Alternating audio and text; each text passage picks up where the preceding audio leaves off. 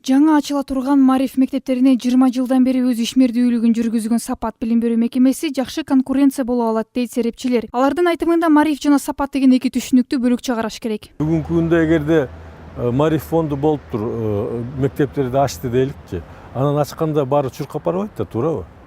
Сапат система болсо канча жылдан бери кыргыз эли билет, билим берүү жагынан биздин балдарды тарбиялаган жагынан, билим берүү жагынан бизде далай ушу эл аралык бир конкурстарга катышып, жеңип келип, мындай кыргыздын атын чыгарып атпайбы биздин жаш балдар. Белгилүү болгондой, Түркия менен Кыргызстандын ортосунда Сапат маселеси бир нече жолу көтөрүлгөн. Коңшу өлкөнүн президентинин кандайдыр бир талап коюусу бул туура эмес дейт саясаттануучу Алмазбек Акматалиев. Анткени аталган окуу жай бул Кыргызстандын билим берүү мекемеси, ал эми Маариф фонду боюнча меморандум бул Режеп Тайип Эрдогандын өзүнчө бир чоң саясаты дейт Акматалиев. Түрк тарабы Сапат мектептери жөнүндө жабуу эмес, башка да маселени коюуга, талап коюуга укугу жок Кыргызстандын шартында.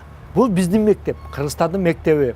А жерде Кыргызстандын мугалимдери иштеп атат, Кыргызстандын балдары окуп атат, Кыргызстандын билим стандарттарын аткарып атышат. Ал эми профессор Аликбек Жешникуловдун айтымында Кыргызстан бул жагдайда байкоочу катары гана болушу керек. Негизи Кыргызстан Түркия мамлекети менен кызматташууга кызыктар, бирок ошол эле учурда бир мамлекет башка мамлекеттин ички иштерине аралашуусу туура эмес. Бул ички саясатына байланыштуу да, Түркиянын ички саясатына байланыштуу.